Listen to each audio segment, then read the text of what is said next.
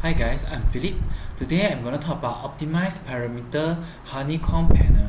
So we shall update new update in here, Honeycomb panel. Okay, so you can just drag the panel from here, any panel you want. You see that got the button. So maybe you can change the button also, or you just right click here, spread. It will automatic spread.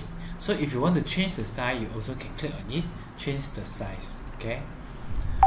So I show you another one, Z. Let's say I Control Z. Okay, Control Z. Let's say I empty first. Empty the area. Okay, you see you also new update to make it smoother. You see automatic connect. There are automatic connect. See automatic. So you don't need to drag anymore. So maybe this one a different size, you can just change it. Click on original, you can change it like 1200, 1500. Okay, so this one make it 0. Then we drag another one also can. Or drag another one, then maybe you change the size also if you want. Just press T to change it. Also can, no problem. Okay, exit. Press T back. You see, they will join together automatic. So you don't need to worry. The latest function, this one is the latest function.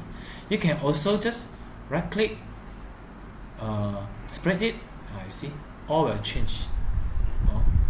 Right click, spread it. You can change, and if you want to change, you can change all here. Click all, change the material. Maybe I choose tiles, also can. Or you want to play another pattern, also can. Click on this one. Maybe this one I change it to 600. Okay, then this one I move here. You see, it will automatic join. They will automatic join. And this one will drag another one. I'll put here. Okay, I press T. T, you can change the size. Change the size here. Then move the size on top. It will fix automatically. Okay, then press T back. See? Okay, maybe this one we need to extend again. Press T again. T will join. Okay, exit. Press T again.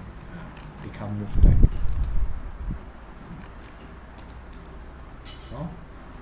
So thanks for watching. Bye.